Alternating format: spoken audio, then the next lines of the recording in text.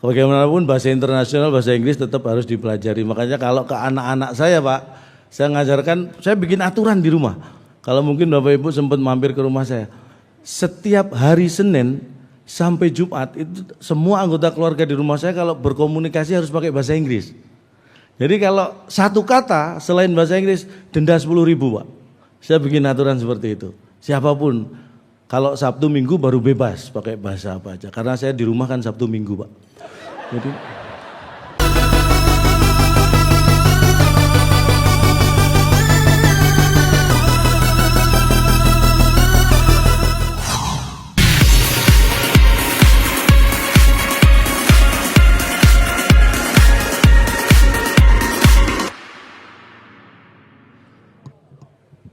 Assalamualaikum warahmatullahi wabarakatuh. Selamat malam, saya Cak Lontong, salam lemper. Tepuk tangan terlebih dahulu buat junior saya Judika.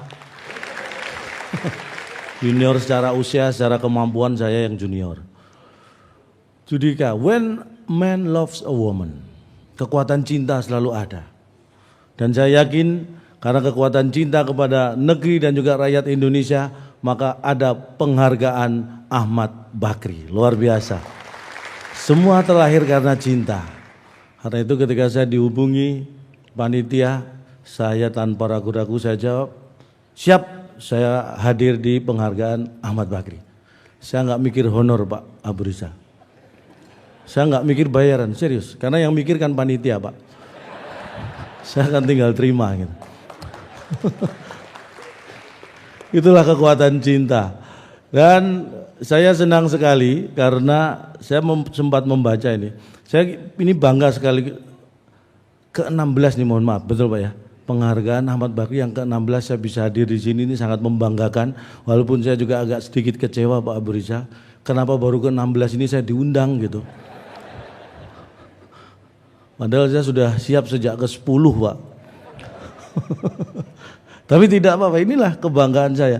Karena luar biasa malam hari, kalau di hari-hari biasa untuk bertemu dan menghadap Bapak Abu Rizal ini kan luar biasa susah, beliau ini kan sibuk sekali. Tapi saya sangat bangga bersyukur karena justru malam hari ini beliau menghadap saya. Duduknya maksud saya, beliau duduknya menghadap saya. Kita saling berhadapan. Ini kehormatan buat saya. Itulah pentingnya, makanya berkaitan dengan penghargaan berikutnya tentang sastra ini. Sastra itu adalah karya bahasa, makanya saya menghormati dan mencintai bahasa Indonesia. Bahasa yang saya junjung tinggi, bahasa nasional, makanya kemanapun Pak, keluar negeri pun saya nggak pernah menggunakan bahasa Inggris. Saya ingin tunjukkan pada dunia kalau Cak Lontong nggak bisa bahasa Inggris. Saya gunakan bahasa Indonesia terus, benar. Tapi tetap, bagaimanapun bahasa internasional, bahasa Inggris tetap harus dipelajari. Makanya kalau ke anak-anak saya Pak, saya ngajarkan, saya bikin aturan di rumah. Kalau mungkin Bapak Ibu sempat mampir ke rumah saya, setiap hari Senin sampai Jumat itu semua anggota keluarga di rumah saya kalau berkomunikasi harus pakai bahasa Inggris. Jadi kalau satu kata selain bahasa Inggris denda 10.000 Pak. Saya bikin aturan seperti itu. Siapapun, kalau Sabtu Minggu baru bebas pakai bahasa apa aja. Karena saya di rumah kan Sabtu Minggu Pak. Jadi ya kalau bikin aturan yang jangan merepotkan kita sendiri. Nah, kalau setiap Senin sampai Minggu aturannya denda 10.000, saya paling banyak bayar denda nanti malah. Itulah yang penting, nggak masalah bapaknya nggak bisa bahasa Inggris, anaknya pintar bahasa Inggris. Itulah pentingnya sastra. Dan karya sastra kadang-kadang memang harus mengikuti perkembangan zaman. Kalau dulu zaman saya kecil tuh karya sastra yang paling terkenal kisah tentang Siti Nurbaya. Mungkin kalau zaman sekarang mungkin kisah tentang Siti Badriah atau apa. Harus mengikuti polanya, harus mengikuti perkembangan zaman karena bahasa itu berkembang. Tapi yang perlu kita ketahui, saya bangga sekali, hormat saya buat Bapak Salim Said. Beliau ini menggabungkan nama yang sopan dari Indonesia dan bahasa Inggris, Salim Said. Ya, luar biasa, perpaduan bahasa yang luar biasa. Ini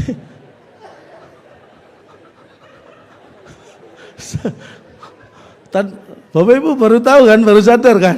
Untung saya ngomong ini.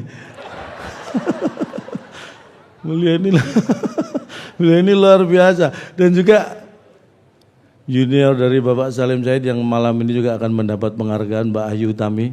Mbak, selamat malam, luar biasa, tepuk tangan buat Mbak Ayu Tami. Beliau ini kalau saya pelajari akhir-akhir ini katanya ini Mbak, mempelajari dan mahir menulis tentang apa? Spiritual apa? Kritis ya, spiritualisme kritis atau apa gitu. Nah, itu ditiru tetangga saya Mbak, tapi bukan dalam karya sastra, dalam kehidupan sehari-hari. Dia puasa untuk spiritual itu setiap hari puasa, sekarang kritis dia kondisinya. Wasian. Ini harusnya dalam karya sastra memang bagus luar biasa, ini dalam kehidupan sehari-hari. Dan ini saya ingin menyampaikan ya, kenapa saya bangga dengan bahasa Indonesia. Saya ini terlahir di Indonesia, saya warga negara Indonesia, saya mencintai Indonesia. Dan saya tahu persis kita itu walaupun dalam sejarah dijajah 350 tahun hampir, tapi begitu merdeka kita punya bahasa sendiri, bahasa Indonesia. Itu yang luar biasa. Tepuk tangan buat Indonesia. Dan saya bangga sekali karena Indonesia itu mohon maaf, tidak ada yang bisa mengalahkan Indonesia dalam hal apapun. Bener, Pak Rizal ketawanya menghina gitu Pak. Saya belum apa-apa udah diketawain, itu kan gak enak. Tunggu lucunya Pak. Belum tentu lucu loh ini. Ini saya mengatakan gini, peran Indonesia di internasional itu luar biasa. Kita mulai dari ASEAN. Mohon maaf bukan pamer, 5 bulan yang lalu saya dikirim ke Malaysia, Kuala Lumpur, mewakili diskusi negara ASEAN. Saya tidak tahu siapa yang ngirim, tiba-tiba saya di sana Pak. Dalam diskusi negara ASEAN ini mohon maaf, Vietnam itu mempertanyakan prestasi Indonesia, urusan sepak bola Pak. Untung terjawab dengan prestasi sepak bola AFF U16 kita juara, tepuk tangan buat tim kita yang luar biasa. Padahal kejadian itu 5 bulan yang lalu, belum terjadi ini juara AFF. Tapi waktu itu Indonesia mana prestasi sepak bolanya? Saya sebagai warga Indonesia berdiri Pak.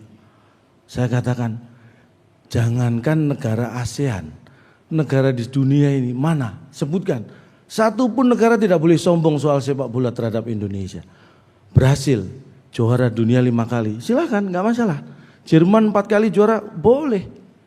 Italia 4 kali, silakan. Tapi ingat, Brasil 2014 kalah dari Jerman di final, ya kan? Jerman sering kalah dari Italia. Italia juga nggak ya berapa kali tadi itu kalah dari Brasil. Artinya apa? 3 negara yang pernah juara dunia ini pernah saling mengalahkan. Tetapi dari 3 negara yang pernah juara dunia, belum satu pun bisa mengalahkan timnas Indonesia. Siapakah yang terkuat? Indonesia. Makanya kita pertahankan, jangan pernah mau bertanding dengan mereka. Ini adalah cara optimis dengan modal minimalis ya ini. Saya jawab seperti itu Bapak Ibu, wakil Vietnam diem, nggak ngomong lagi. Orang saya pakai bahasa Indonesia dia nggak ngerti. Tapi yang penting diem, sudah nggak bantah lagi. Buat saya nggak masalah. Duduk belum sampai setengah menit, wakil, mohon maaf sekali lagi, wakil Malaysia. Oke, Indonesia boleh bangga soal sepak bola, tapi soal SDM, kualitas manusia, Indonesia menurut orang Malaysia SDM-nya kualitasnya menurun. Saya emosi lagi Pak. Datanya dari mana? Anda ngomong harus ada datanya. Tahun 70-an, tahun 80-an, Malaysia itu impor tenaga pengajar, guru dari Indonesia. Tapi tahun 90-an, tahun 2000-an, asisten rumah tangga, pembantu yang diimpor dari Indonesia. Kesimpulan mereka, SDM Indonesia kualitasnya menurun. Saya emosi lagi nih Pak. Data tidak bisa dibantah, mungkin itu benar datanya. Tapi kesimpulan mereka lah yang 100% salah. Bukan kualitas SDM orang Indonesia yang turun, kita tetap hebat. Yang turun adalah selera orang Malaysia. Loh iya toh, dulu sukanya guru, sekarang sukanya pembantu. Selera mereka yang turun. Mungkin baru ini yang bisa saya sampaikan. Nanti akan saya lanjutkan dengan tema-tema lainnya karena akan semakin berat. Nanti ada tema sains dan juga wirausaha. Saya akan coba untuk ikhtiar mencari materi tentang itu. Tapi untuk sastra saya kira ini cukup sampai sini. Mudah-mudahan menghibur. Saya Cak Lontong, salam lemper.